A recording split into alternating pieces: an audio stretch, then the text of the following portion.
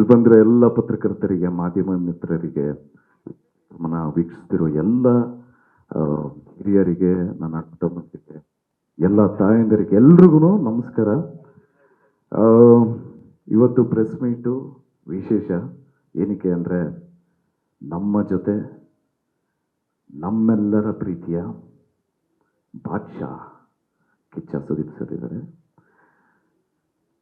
So ನನ್ನ ಜೊತೆ ನೀವೆಲ್ಲರೂ ಒಂದು ಸರಿ ಕಾಲ ಭೈರವ ಅಂದ್ರಿ. ರೆಡಿ? ಕಾಲ ಭೈರವ. ಎಸ್. ಸೊ ನಾನು ಇನ್ಫ್ಯಾಕ್ಟ್ ಸುದೀಪ್ ಸರ್ ಬಗ್ಗೆ ಎಲ್ಲೂ ಮಾತಾಡಿರಲಿಲ್ಲ, ಯಾಕೆಂದರೆ ರಿಲೀಸ್ ಆದಮೇಲೆ ಮಾತಾಡಬೇಕು ಅಂದ್ಕೊಂಡಿದ್ದೆ. ಯಾಕೆ ನಾವು ಏನು ಸ್ಕ್ರೀನನ್ನು ಶೇರ್ ಮಾಡಿದ್ದೀವಿ ಅದನ್ನೆಲ್ಲ ನೀವು ನೋಡಾದ್ಮೇಲೆ ನಮಗೆ ಮಾತಾಡೋದಕ್ಕೆ ಜಾಸ್ತಿ ಇರುತ್ತೆ ಅಂದ್ಕೊಂಡಿದ್ದೆ. ಆದರೆ ನಮ್ಮ ಸೀನಿಯರ್ ಆ್ಯಕ್ಟ್ರಸ್ಸಿಂದ ಏನು ಕಲಿತೆ ಅಂತ ಅದನ್ನು ನಾನು ಶೇರ್ ಮಾಡ್ಬೋದು.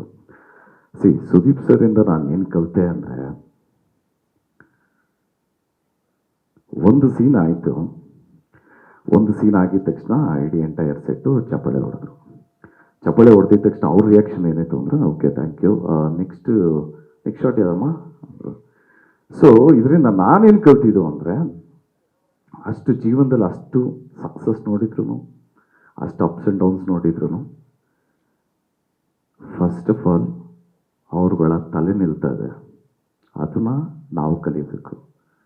ಸೊ ಬೇಸಿಕ್ಕು ನಾನು ಸುದೀಪ್ ಸರಿಂದ ಕಲ್ತಿದ್ದು. ಅಫ್ಕೋರ್ಸ್ ಕೆಲವು ಶಾರ್ಟ್ಸ್ ಎಲ್ಲ ಅವ್ರ ಸ್ಟೈಲಲ್ಲಿ ಅವ್ರು ಸಿಂಪ್ಲಿಫೈ ಮಾಡಿಕೊಂಡು ಅವ್ರು ಟೆಕ್ನಿಕಲಿ ಸ್ಟ್ರಾಂಗ್ ಆಗಿರೋದಕ್ಕೆ ಅವ್ರು ಇನ್ನೂ ಒಂಚೂರು